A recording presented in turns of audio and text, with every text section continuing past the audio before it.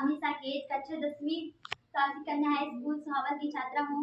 श्रीमती निधि पांडे के निर्देशन में मैं एक प्रोजेक्ट प्रस्तुत कर रही हूँ, जिसमें मेरा सहयोग वैष्णव प्रजापति द्वारा किया जा रहा है और मेरा टॉपिक है समृद्ध भारत के अंतर्गत पर्यावरण के लिए जीवन शैली। हम मनुष्य होने के नाते पर्यावरण का मतलब भारी मात्रा में वो दोहन कर रहे हैं। अगर हम इसी गति से दोहन करते रहें तो आने वाली आगे पीढ़ी में बहुत से संसाधन समाप्त हो जाएंगे, जिसके लिए वो हमें कभी माफ नहीं करेंगे। इसीलिए हमें हमारा पहला कर्तव्य है कि पर्यावरण को सतत पोषणीय विकास बनाना। पर्यावरण को बिना नुकसान पहुंचाए ही हम अपना विकास करें, अपने पर्यावरण का विकास करें और कहीं आने जाने के लिए निजी परिवहन की अपेक्षा सार्वजनिक वाहन का उपयोग करें और कम से कम जल और विद्युत का उपयोग करें और क्या कहते हैं वो पेड़ पौधे अधिक से अधिक लगाएं। जब हमारी पर्यावरण का वातावरण स्वच्छ होगा तभी हर एक मनुष्य का जीवन भी स्वस्थ रहेगा।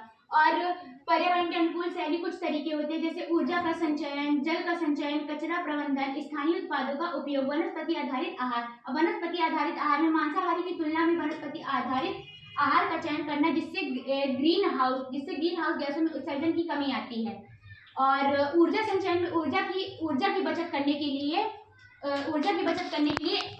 बल्बों का कम उपयोग करना।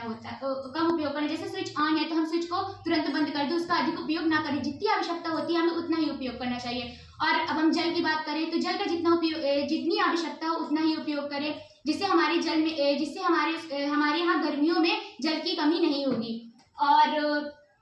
और पर्यावरण अनुकूल शैली के लाभ भी हैं। प्रदूषण में कमी। यदि पर्यावरण अनुकूल शैली अपनाने से वायु, जल और मृदा प्रदूषण में कमी आती है।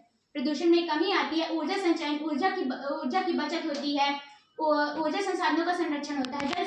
जल संसाधनों का भी संरक्षण होता है। पर्यावरण संरक्षण।